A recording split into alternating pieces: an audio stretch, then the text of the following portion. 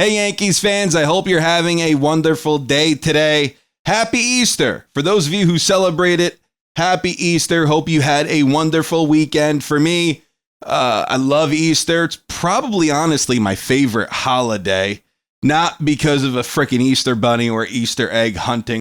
And I love it. It's awesome. It's probably my favorite holiday. So hope you guys had a wonderful Easter. Me and the family did. The Yankees made an interesting move today. And I'm going to go over why this could be a bigger deal than what it appears to be. Also, a little later in the video, I have to talk about yesterday's game because that was pathetic.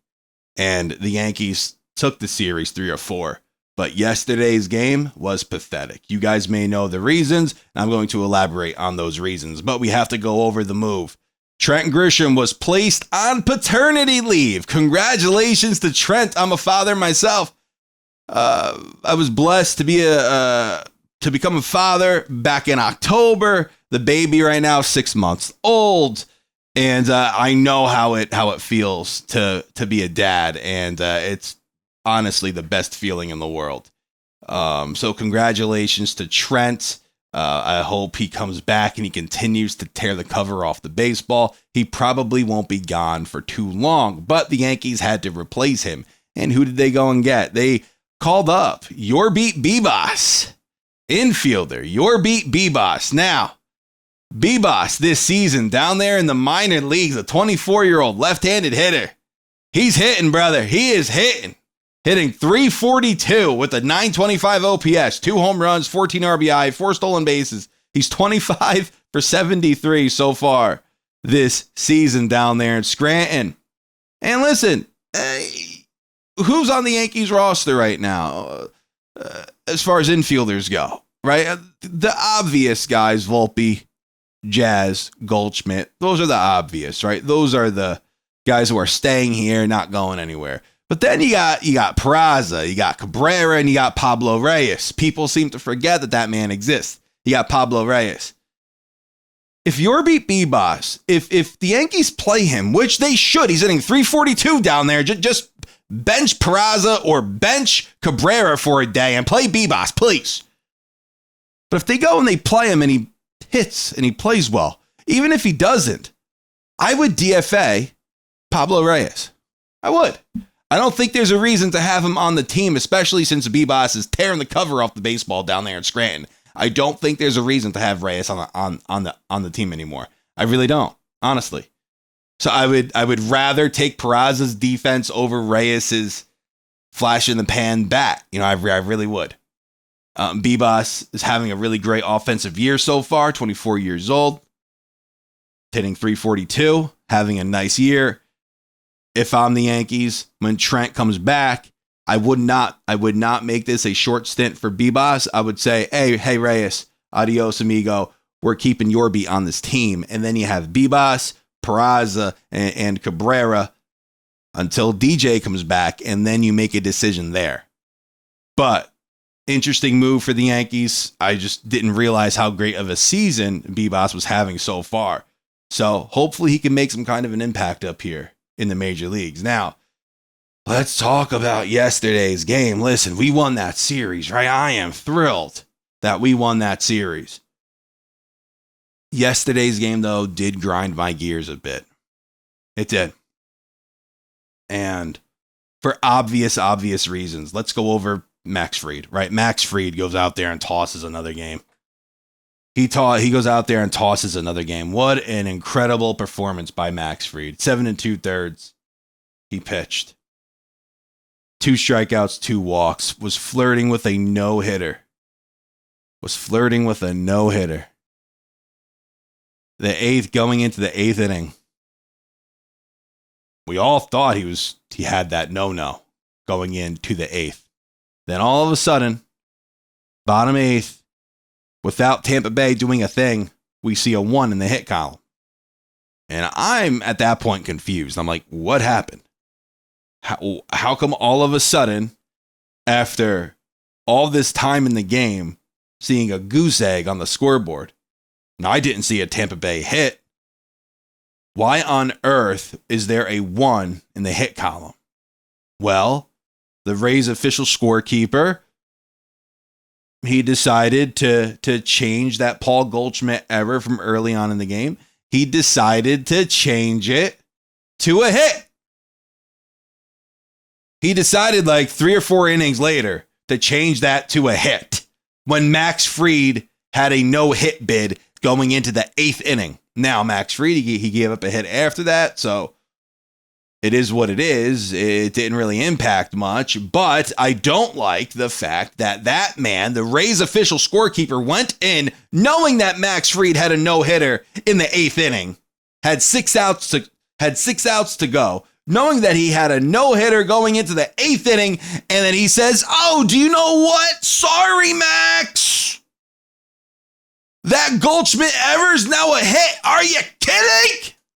They can't have that kind of an impact on the game, but they do, unfortunately. It's what it is. Now, if you could go and change that Paul Goldschmidt error to a hit, then you could do our boy Aaron Judge a friggin' favor and change that foul ball to a friggin' home run. That's what you could do, because that was pathetic. That was absolutely pathetic. Can't believe we had to watch that. Can't believe that. Pathetic. Pathetic. This is a guy who's going to hit 50-something home runs this season, maybe more.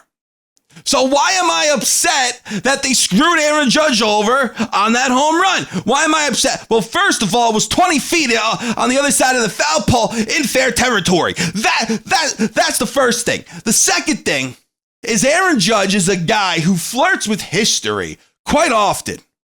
He was on pace last year to break his record at one point, right? He finished the year with 58 home runs. If Aaron Judge finishes this season with 59, that means that home run that they screwed up would have made it 60. And don't tell me, oh, it's a minor league ballpark. I don't want to hear that. You're playing major league games there. Then if you're going to tell me that, then how many home runs do these minor leaguers lose out on because of a messed up call like that? You can't mess up a call like that. Especially with the guy who flirts with history constantly. Imagine Aaron Judge finishes the year with 62 home runs. And that was the home run that would have broken his freaking record. And I'm going to tell you why, if he finished the year with 59 home runs, why that's even a bigger deal. Because if he finishes the year with 59, that home run makes it 60. Guess what else that home run does for him? It makes him the third player in Major League Baseball history to have at least 2 seasons with 60 home runs. Nobody outside of McGwire, Sammy Sosa have had multiple 60 home run seasons. Aaron Judge would be the third player in Major League history to have multiple 60 home run seasons. And guess what, too? Aaron Judge would be the first clean player to ever do it. Would be the first steroid-free player to ever do it. And do you know what? That home run, or lack thereof, could rob him of that. Potentially. I'm not saying it will, but potentially. So if you could go and change that Max Fried, that Paul Goldschmidt ever to a hit, do me a favor. Change that Aaron Judge freaking clear as day home run to a home run. Clear as day. Unbelievable. How do you look at that replay and say, yeah, that's a foul ball? How do you look at that replay? That's pathetic. Pathetic. If they get these robo-umps, do you know what? Give them the ability to read what's a foul ball, what's not a foul ball, too. Not just balls and strikes. Because these guys can't even get a home run right. It's 20 feet on the other side of the foul pole in fair territory. And you're telling me it's not a home run. Are you friggin' kidding? Unbelievable. Unfriggin' real. And listen, the Yankees went and had a hell of a series. They had a hell of a series. Outside of that Devin Williams debacle, they had a hell of a series. Went in, took 3 of 4. Love to see it.